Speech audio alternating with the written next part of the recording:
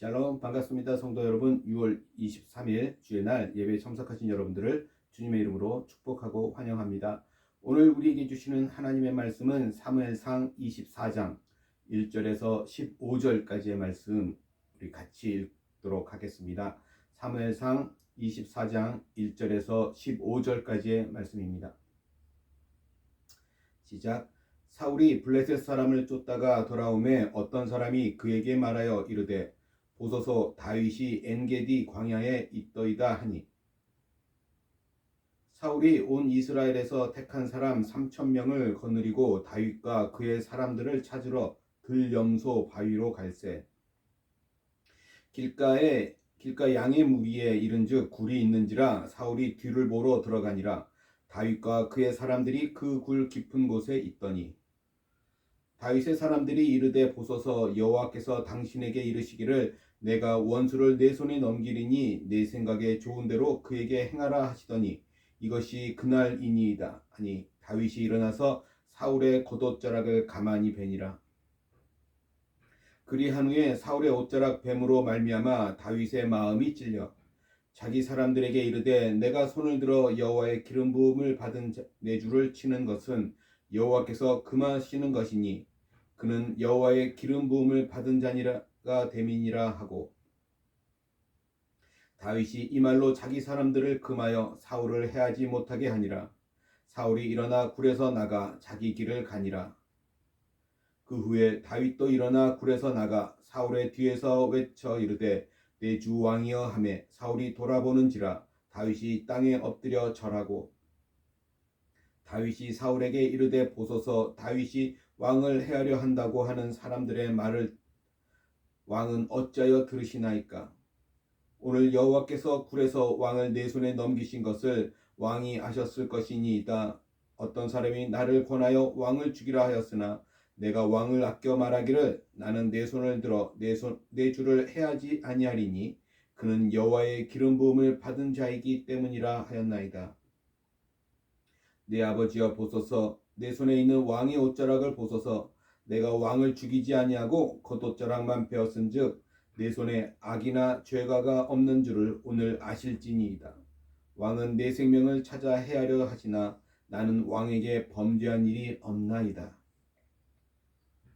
여호와께서는 나와 왕 사이를 판단하사 여호와께서 나를 위하여 왕에게 보복하시려니와 내 손으로는 왕을 해하지 않겠나이다.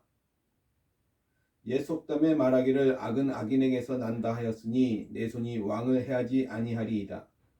이스라엘 왕이 누구를 따라 나왔으며 누구의 뒤를 쫓나이까? 죽은 개나 벼룩을 쫓음이니이다. 그런즉 여호와께서 재판장이 되어 나와 왕 사이에 심판하사 나의 사정을 살펴 억울함을 풀어주시고 나를 왕의 손에서 건지시기를 원하나이다 하니라. 아멘. 오늘 저는 이 말씀을 가지고 여호와께서 재판장이 되어 라는 제목으로 하나님의 은혜를 나누고자 합니다. 성도 여러분, 우리는 신실하시고 좋으신 하나님을 나의 아버지로 믿지며, 그러나 그것이 더 이상 고난과 다른 어려움에 직면하지 않을 것임을 의미하지는 않는 것이죠. 또 부활하신 그리스도를 우리의 주이자 구세주로 삼는다고 해서 더 이상 어떤 문제도 발생하지 않을 것임을 의미하지도 않습니다. 또 우리 안에 성령님이 계신다고 해서 우리의 삶이 쉽고 더 이상 불의로 고통받지 않을 것임을 의미하는 것도 아니라는 사실이에요. 실제로 우리 삶에는 우리 힘으로 감당하기 어려운 일들이 참 많이 있습니다. 그러면 이렇게 우리의 한계를 뛰어넘는, 우리의 힘을 뛰어넘는 일들이 끊임없이 우리에게 다가오는 이유는 무엇일까에 대해서 생각해 보신 적이 있으십니까?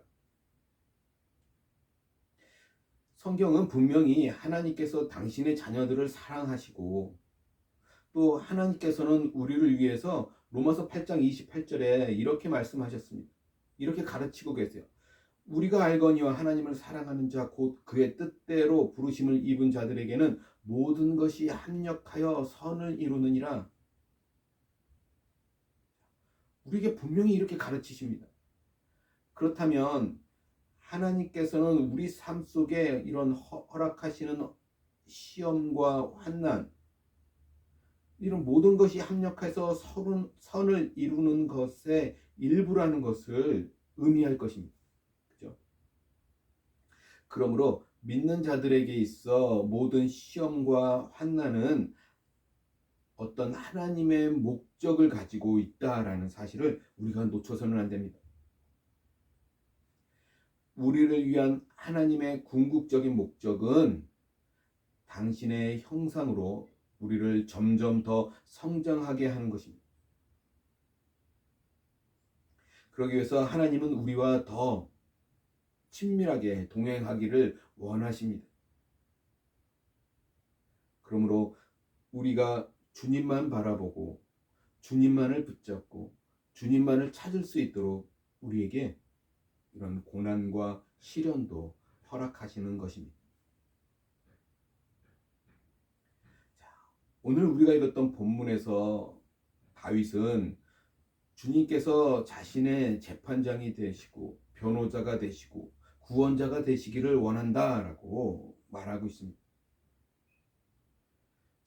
지금 다윗의 솔직한 마음은 억울하고 고통스러웠을 것입니다. 그러므로 그는 주님만을 더 절실하게 붙들 수밖에 없었다라는 사실이에요.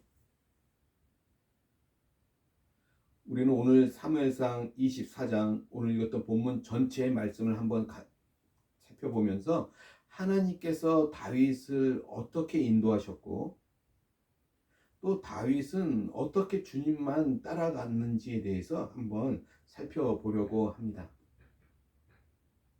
자, 오늘 말씀의 배경을 먼저 살펴보시면 사무엘상 23장에서 보면 사울 왕이 십광야 남쪽 마온 광야까지 계속해서 다윗을 쫓다가 블레셋 사람들이 이스라엘 땅을 침략했다라고 하는 보고를 받고 급히 돌아갔습니다.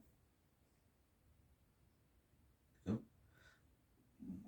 가장 적합한 때에 하나님께서는 블레셋이라는 나라의 그 군대를 사용하셔서 다윗을 그 위기에서 구원하신 것입니다.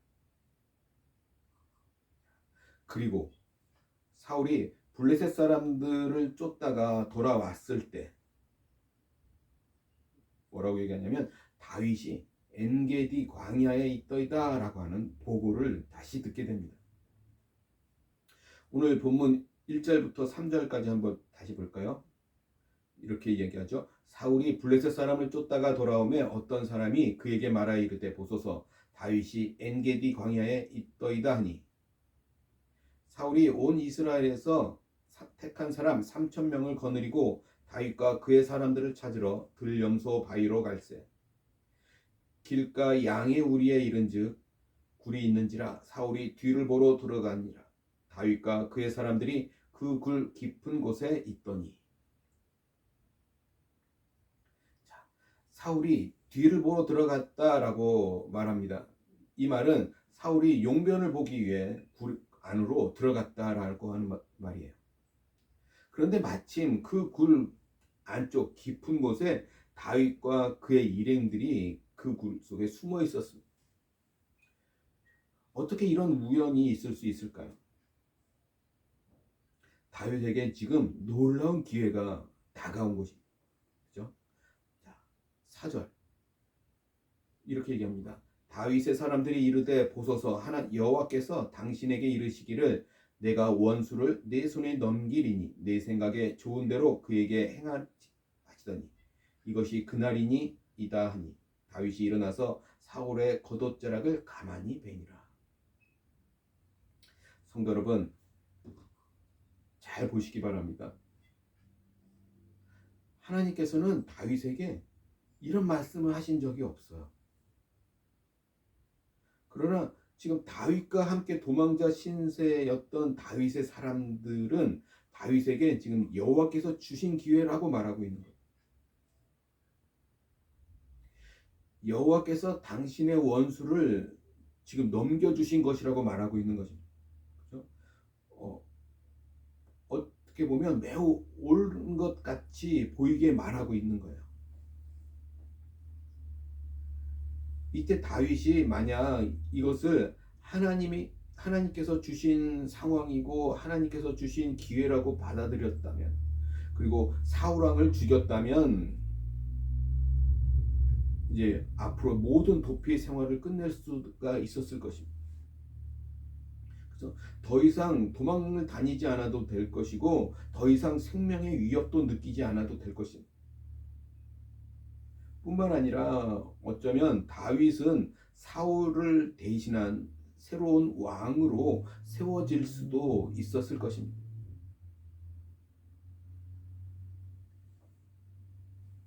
이처럼 우리의 삶 속에도 어떤 좋은 기회들이 다가오는 것을 볼 때가 있습니다.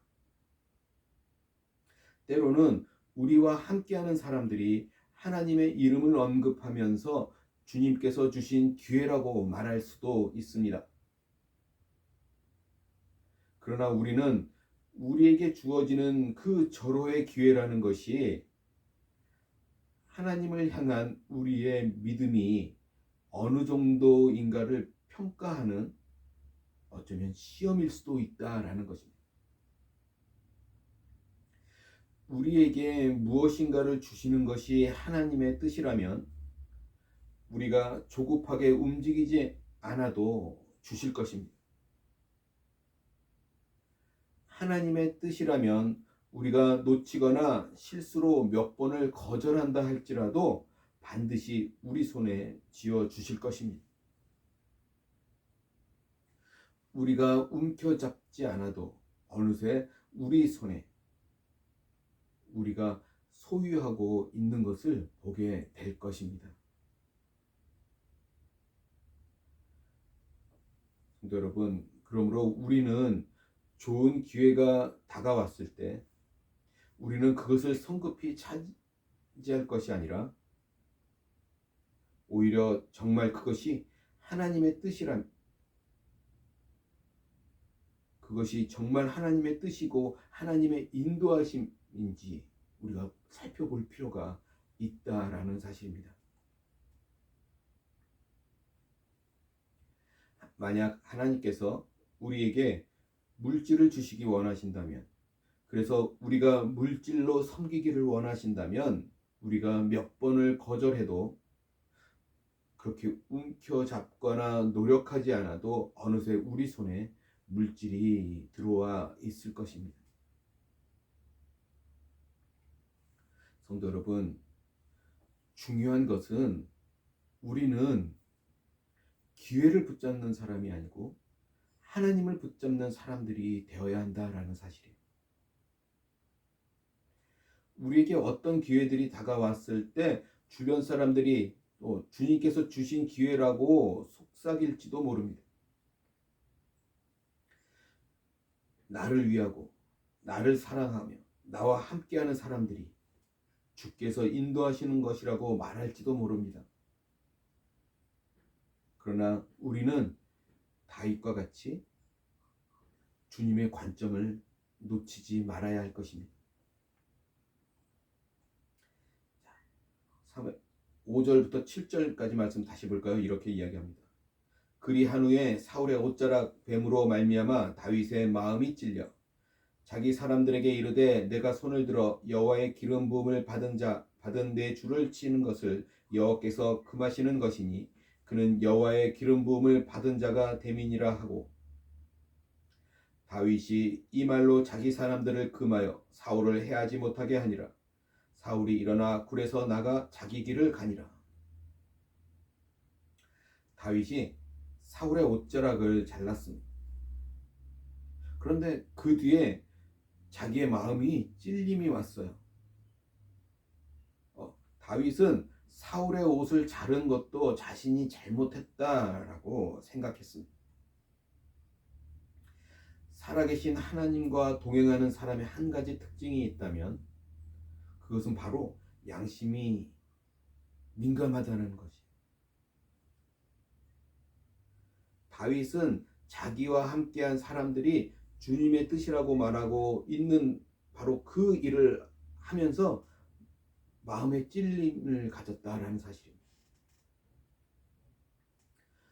똑같은 일에 대해서 어떤 사람은 하나님께서 주신 기회라고 말하고 어떤 사람은 양심의 찔림을 가질 수도 있음을 보여주고 있습니다. 다윗은 지금 주님과 동행하면서 아주 주님의 뜻에 민감한 그런 마음을 가진 것을 우리가 볼 수 있습니다. 우리는 다윗의 모습을 통해서 주님 앞에 민감한, 그죠? 주님께 민감한 모습을 우리도 가질 수 있어야 하는 것이죠. 또 권위와 질서 아래 순종하는 그런 자세를 다윗에게서 우리는 또 발견할 수 있지 않습니까? 다윗은 자신의 주인이며 주의 기름 부음 받은 자를 죽이는 것이 주님께서 금하신 일이라고 말하고 있습니다. 다윗은 사울 왕이 자신의 원수이기 이전에 하나님께서 온 이스라엘을 다스리도록 세우신 왕이고 권위자이고 또한 주님께서 기름 부으신 자임을 놓치지 않았다라는 거예요. 여기서 우리가 볼 수 있는 놀라운 모습은 다윗의 사람들이 또한 다윗에게 순종했다라는 사실이죠. 지금 다윗을 따르는 사람들은 모두 사울 왕에게 불만을 가진 사람들이었을 것입니다. 다윗과 함께하는 사람들이 모두 다른 상황과 환경을 가졌다 할지라도 그들 모두가 사울 왕이라고 하는 공통점 묶여 있는 상황입니다. 그들 모두가 사울 왕이 통치하는 사회, 바로 그 나라에서 빚지고 상처받고 불만을 가졌던 사람들이라고 하는 이런 공통점이 있다라는 거예요. 그럼에도 불구하고 그들은 다윗이 사울 왕을 죽이지 못하게 금하자 아무도 다윗을 거역하지 않았다라는 사실이죠. 오늘 다윗이 민감하게 주님의 뜻에 순종하는 모습, 그리고 세워진 왕에게 거스리지 않고 거역하지 않았던 태도, 또 다윗의 사람들이 다윗의 말에 철저히 따르는 모습, 바로 우리들이 오늘 가져야 할 그런 순종의 모습일 것입니다. 다윗이 이렇게 할 수 있었던 이유는 주님께서 판단하시도록 하였기 때문입니다. 다윗은 주님께 모든 것을 맡기고 자신이 나서지 않기로 마음을 먹었습니다. 하나님께서 재판장으로 모든 것을 판단해 주실 것이라고 믿고 하나님을 신뢰하였습니다.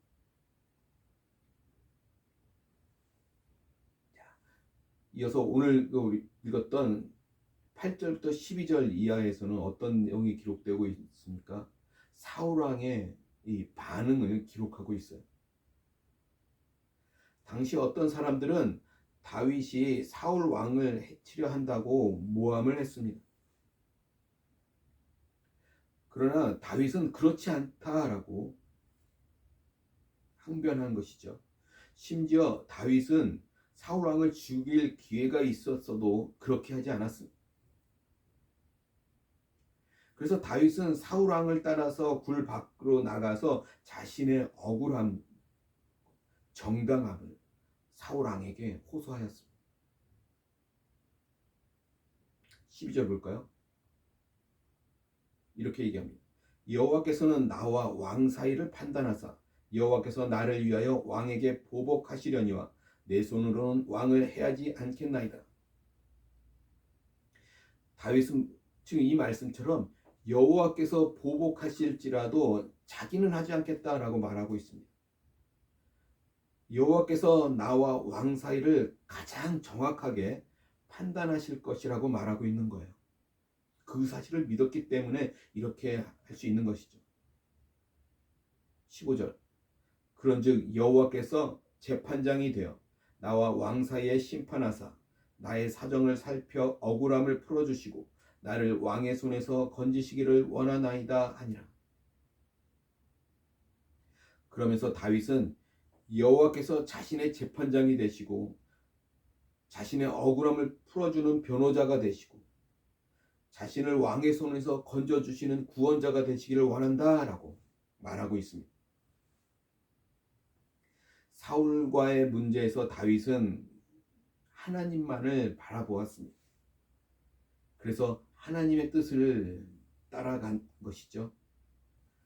사울을 죽일 수 있는 절호의 기회에서도 죽이지 않고 오직 하나님께서 기뻐하시는 뜻이 무엇인가를 먼저 찾았고 그리고 그것에 따라 행동했다라는 사실입니다. 자신의 이익보다 하나님의 뜻이 더 중요했기 때문입니다. 자, 그러자 사울 왕은 다윗이 자기를 죽일 수도 있었음에도 불구하고 그렇게 하지 않은 것에 대해서 감동하게 됩니다. 그래서 오늘 이 15절 이후에는 어떤 내용이 기록되어 있냐면 사울은 다윗에게 너무나 감동을 한 나머지 소리를 높여서 울게 됩니다. 이것은 자기 자신에게 대한 어떤 자책감도 있을 수 있고 다윗의 행동에 대한 감동이 섞인 어떤 이런 복합적인 눈물이었을 것입니다. 자신이 악하였으나 다윗은 의로웠다라고 말합니다. 그러면서 또한 그는 주께서 선으로 보답하기를 원한다라고 다윗을 축복하기도 합니다. 그리고 20절에서는 더 나아가서 사울 왕은 심지어 다윗이 반드시 왕이 될 것을 알고 또 이스라엘 나라가 견고하게 될 것임을 잘 안다라고 말하기도 합니다. 이 말은 어쩌면 정말 사울 왕의 마음 한편에 있었던 진심이었을 것입니다. 그럼에도 불구하고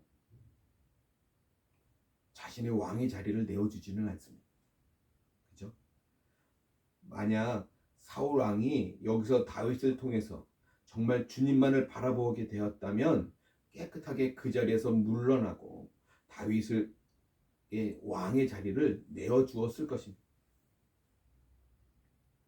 그러나 사울 왕은 주님을 바라본 것이 아니라 다만 감정적으로 흔들렸을 뿐이라는 사실이에요.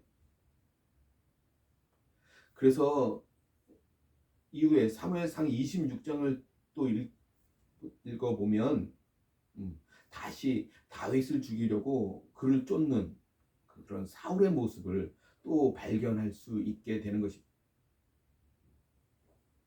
성도 여러분, 우리도 사울 왕처럼 주님을 바라보는 것과 감정적으로 마음이 동요하는 것을 잘 구분하지 못할 때가 있습니다. 그렇습니다. 그러나 중요한 것은 우리가 믿음으로 주님을 바라보는 것입니다. 믿음으로 주님을 바라본다고 하는 것은 주님의 완전하신 뜻에 순종하는 것입니다. 나의 생각을 바꾸고 나의 길을 바꾸어서 주님의 길을 따라 걷는 것입니다. 오늘 다윗이 하나님의 질서와 정하심 가운데 철저하게 순종하였을 때 그것이 주님을 매우 기쁘시게 하였고 다윗이 주님을 기쁘시게 하였을 때 주님께서 사울 왕의 마음을 움직이신 것을 볼 수가 있습니다. 성도 여러분, 오늘 우리도 내가 말을 잘하고 행동을 잘해서가 아니라 그저 주님만을 기쁘시게 하고자 했는데 모든 일들이 화평 가운데 풀리는 그런 신기하고 놀라운 그런 믿음의 삶을 날마다 경험하기를 간절히 소원합니다. 오늘 다윗의 모습 속에서 우리가 순종하는 모습이 우리의 믿음 생활 가운데 반드시 있어야 할 줄 믿습니다. 기도하겠습니다. 할렐루야, 전능하신 주님을 찬양합니다. 그렇습니다. 오늘 다윗을 통해서 우리가 어떻게 행동해야 하고 어떻게 주의 말씀에 순종해야 하는지 깨닫게 하시니 감사합니다. 내 뜻이 중요한 것이 아니라 환경이 중요한 것이 아니라 그 속에서 주님의 마음을 보고 주님의 계획을 볼 수 있는 그런 믿음이, 그런 영적인 눈이 오늘 우리 가운데 열릴 수 있도록 주님 함께하여 주시옵소서. 그래서 우리가 다른 길을 택하는 것이 아니라 주님만을 기쁘시게 하는 길을 선택하고 걸어가는 오늘 우리 모두가 될 수 있도록 주님 함께하여 주시옵소서. 감사하며 우리 주 예수 그리스도 받들어 간절히 기도드리옵나이다. 아멘.